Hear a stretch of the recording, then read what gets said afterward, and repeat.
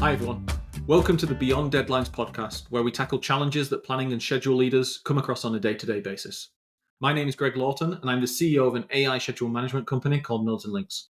And I'm Micah, a planning and scheduling manager for Intel. Each podcast is designed to give you strategies and tactics that you can implement right away. And today, Micah's in the hot seat, and we are going deep scheduling.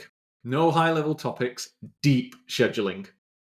Okay, Micah, you're a scheduler and have been asked to run an owners program with 10 GCs. All of the schedules need to be integrated into one master schedule. Where do you start? Well, I'm glad we're finally actually talking about scheduling, given this is beyond deadlines. So yay. The first thing I would ask, is this one mega project or is this a series of other projects? So basically, are we building data centers or are we building the line? It's a single mega project with integrated components, and we're just getting different GCs to focus on different elements of the build. For how we're setting up the schedule, can I basically create it anyway? Does it need to integrate all into one P6 schedule? What are my kind of bounds for this? Is it just an open book that I can just pick and choose however I want to do it? Or is there certain kind of things that people want to see? It is an open book, but there are certain major objectives that the owner needs to achieve. Number one is that owner holds owner risk. So the owner needs to be able to manage the owner schedule risk.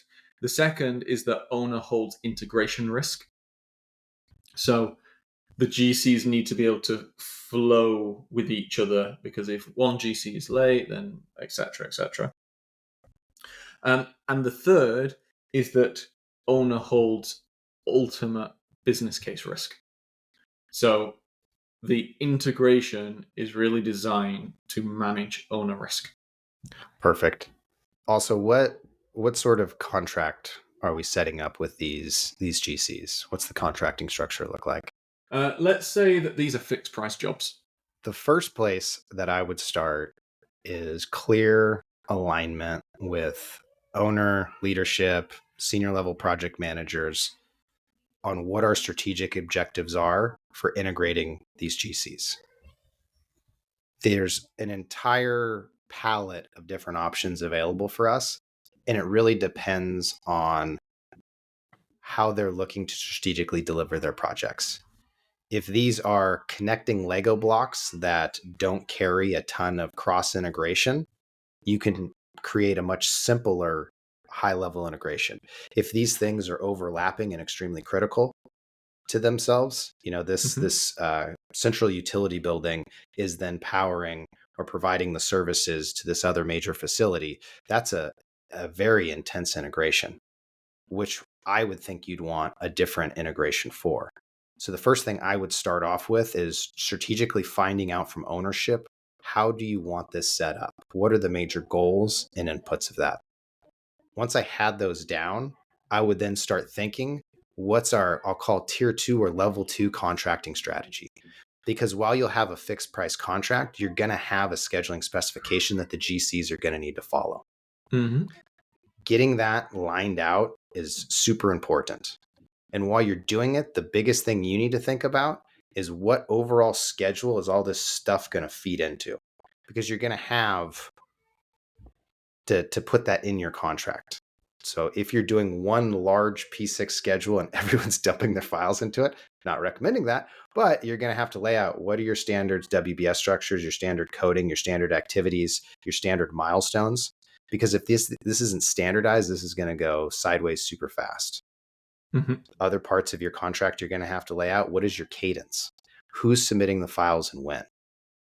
I mean, this is all the stuff that even without even thinking about the building you're building, you have to be able to think all of these steps through. Because in a couple months, you're going to get 3 GC files. You're going to need to upload them into a system. How do you operationalize that to make that smooth as possible? And so I would start with strategically, what are our aims and goals? How's that overall big system going to be kind of set up? And then I'm going to go into the contracting structure. I'll call it tier 2, you schedule specifications, planning specifications, whatever it is. And then I'm going to start dialing that out. that would probably be high level where I would start. Would you look to give the GCs a high level template from the owner and say, please work from this and expand below, and or at the early stages voice any changes you want to make in this? Or would you essentially just give them the scope of work, let them pile up their schedule, obviously in accordance with the schedule specifications at level 2, and then trying to integrate? Which of those strategies would you go for? I would go for something that looked like the first strategy, but I would be less concerned about giving them the schedule like built out. I think it's Mhm. brilliant and definitely highly recommended. But if you're looking at something that's going to integrate into one schedule, the most important part isn't going to be, you need to follow my WBS, my activity codings. The most important part is going to be GCA. This is how you're going to interconnect with GCB, and I need to manage your integration. Mhm. I need to be able to look at when you turn on that cub and it's going to power this building, that your commissioning schedules are locked in. And I'm tracking a couple things. First off, your development of that integration, then as you're progressing your integration, and then the downstream impacts to that. Because I think that's probably where things get all crazy and the blame game starts and you bring in the lawyers. There's zero clarity there. So that would actually be the point I'm trying to get to first and manage, where like that integration point. But I would not leave this up to the contractors to go decide and go do and just hand them over a specification. You're going to spend so many cycles waiting for them to fill out, implement. I need 30% design, I need 65% design. I can't figure this out. I can't do that out. Get them started ahead of time, get them going, and then they can kind of fill in the blanks. But to me, people don't focus enough on what's the actual point. We're integrating schedules. So eat the elephant, one bite at a time, but start with the hardest piece and go after the integration. And I agree with you, but I'm gonna challenge you on that, because integrations happen at different levels. You can have, to start with, you're probably going to be looking at a level 2, level 3 integration, but in reality, nothing exists really at level 2, level 3. That's like saying the UK. The UK is its people. It's like down at level 6 and 7. Would you look to get more detail about that integration over time, or would you be happy as the owner just looking at these give get dates and these handover points, just holding steady and looking for general reports on the contractor holding risk? And then depends on the integration, depends on the criticality of that integration. I can't stay up 24 hours a day and be searching through every single schedule, even if I had thousands of schedulers reporting to me. At a certain point, there's a prioritization that needs to happen. You're going to have to prioritize what you're looking at. Mm-hmm. For things that are high on the priority list, in any sort of planning and scheduling, commissioning is always one of the funnest tasks ever, because people at the beginning don't understand that you have to go down to the lowest possible denominator. So that piece of equipment level, that piece of pipe level, whatever it is, you are going to get there somehow in some way, because that's where the job's delivered. And if Mm-hmm. that panel doesn't turn on, the entire integration doesn't work. So you're going to go there anyways. So to me, you need to figure out a smart way to get there as fast as possible and get that hammered out and thought out. Starting out with, you need to know what you're actually building. So that is design. So when are those packages being delivered and going there? But here's a Shark Tank brilliant idea for anyone out there listening who's looking to start a company. Commissioning in P6 is not great. Building a 30,000 item checklist box where you go to this panel, this pipe, this thing, it isn't a great solution. There's nothing really out there that's great on the market that also does commissioning. I feel like I just cursed my inbox with people. Look at my software. Look, I could do this. I could do that. I don't know. I don't know. Well, sure. Feel free to send them to me. We'll check them out. But you're going there anyway. And so to answer your question in a long roundabout way, I think you pick and choose which ones you do. And you Mm-hmm. need to figure out strategically what those integrations are. And then you need to set up those systems bottom up to track how you're actually trending to those L1 milestones. Because, in any sort of integration, most likely it's going to be system based. So you're not going to be able to necessarily rely on traditional quantities up to a certain point. If you're building, let's say, just that cub feeding the bigger building, you'll be able to track the steel of the cub, the concrete, some of the bigger MEP. Then you're eventually going to get into the nitty gritty of it. And some of those quantity tracking is going to start falling apart or not be as useful because it's going to be all over the place. It's going to transition over to system level.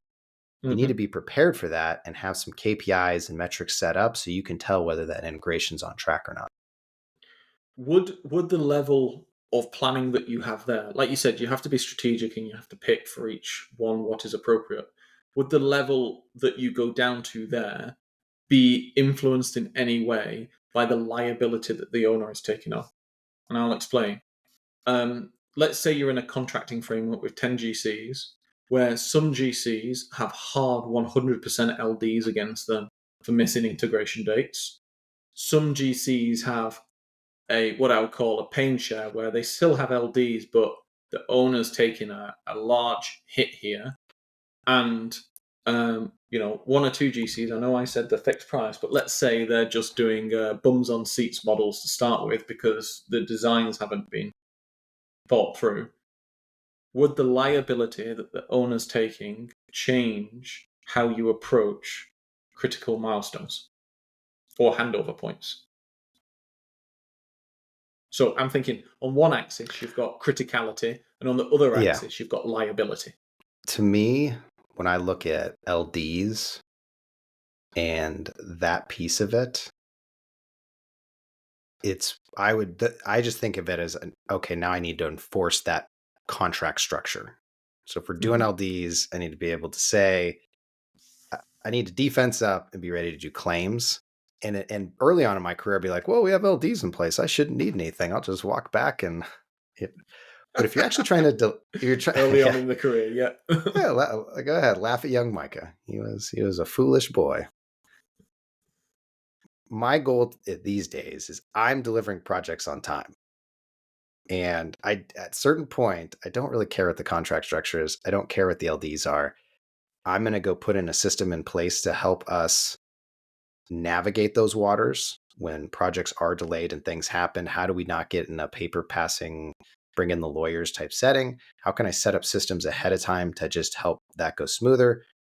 And it's very clear and transparent. We didn't deliver this generator, so you're off the hook on this LD. Or we didn't deliver the generator, but you weren't ready for it, so now you are on the hook for this LD. How do you set up a fair and balanced system ahead of time so that's not this big back and forth? But that's not going to get the ball over the line necessarily or change how I'm looking at integrating these schedules. To me, I'm going to need to go in and figure out ways that I know what's best, or to think about what's best to understand how are these integrations going to be successful, and are we going to deliver this project on time? And the interesting piece is you don't actually see a lot of integration KPIs and metrics up at a higher level. You'll see on time milestones, but you won't see, is everything set up correctly to allow for a healthy integration as a KPI? It's pretty interesting. That actually is a very interesting point, because I was reflecting back at the start when I said there's three things that these owners in these situations are responsible for. One is owner equipment, the second is give-gets and owner handover because they own the risk, and the third is the business case. I actually agree with you here. You gave the business case answer, which is, I don't really care about the liability that each person holds because the business case far outweighs any of the LDs that are going to happen here. That's why people buy projects, because they make them a lot of money when they're running. But it's very interesting, actually, that the more complex the project goes, that you don't see any integration KPIs. Really? I've got nothing on that. Why don't we see those? I think it goes to what we were talking about earlier, where you start getting down to 4, 5, 6 down the schedule integration. And where you actually end up is in the subcontractors realm of where they're going. Now, one of my favorite questions to ask, if you really want to know what's going on in planning and scheduling. So I've created this beautiful scheduling specification for you, general contractor. I've worked years on creating the finest methodologies that I know that you need to implement on your project that I know you'll be successful and help me out with my integrations. Now, Mr. General Contractor, Mr. General Contractor, can you show me the contract you're signing your subs up to on planning and scheduling? And they get your reaction that you're giving to me.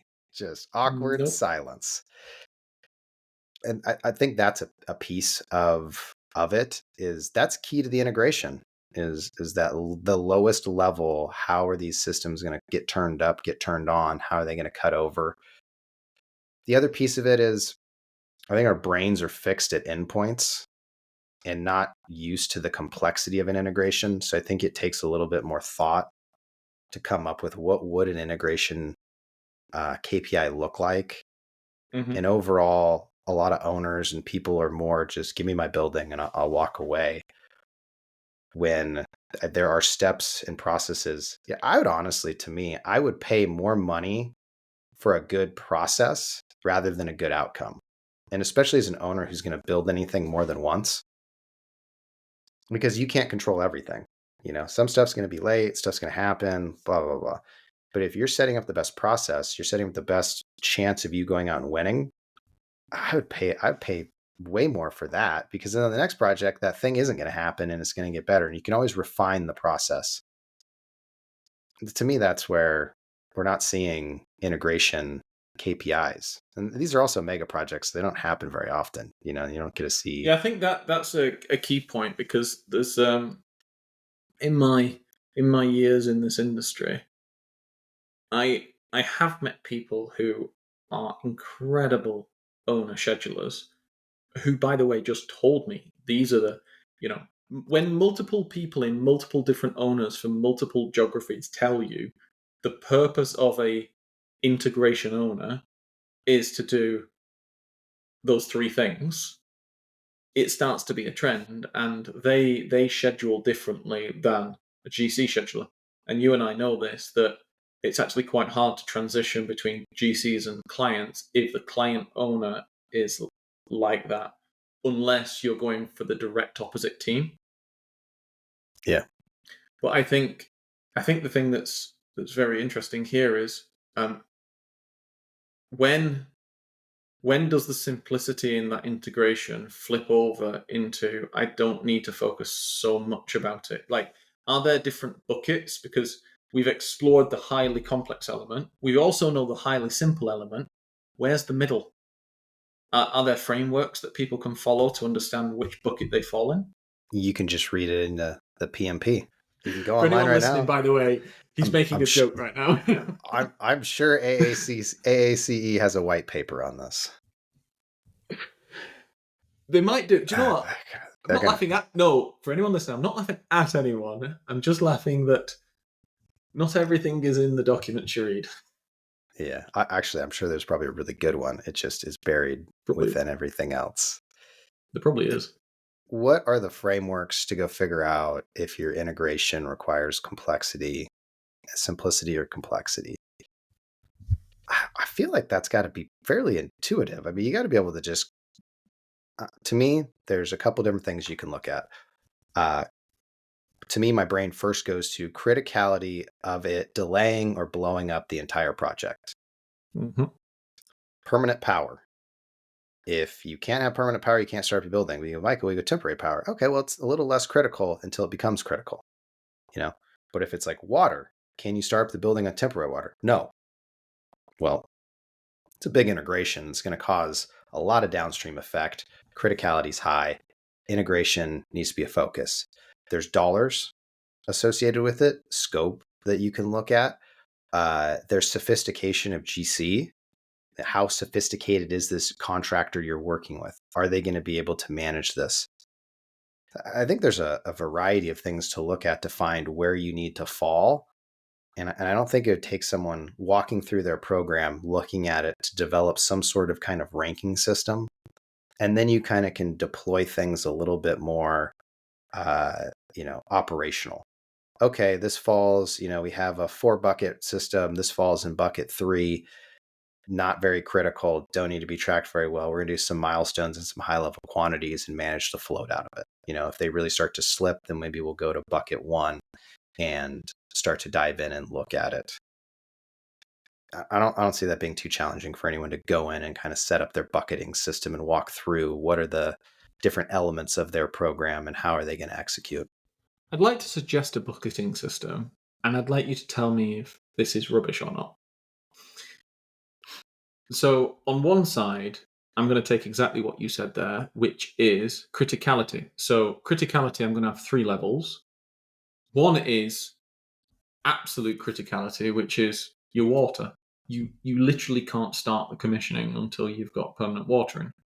The second is temporal criticality. So we can start with temporary power, but we really need pure. So you've got a variance date. And the third is essentially not critical at all. It's the lesser.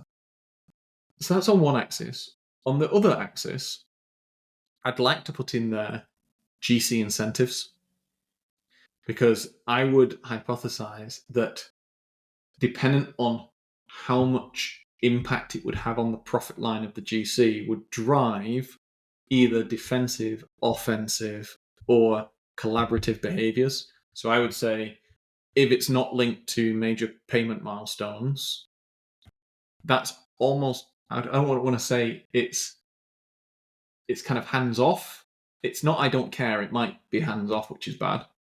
If it's a little bit towards their profit, or if it really, really drives their profit and has LDs against it, I would imagine dependent on that 9-box spectrum will depend on how much you have to get involved if your objective is to facilitate on-time delivery. So that facilitating business case, not just I'm going to do handovers.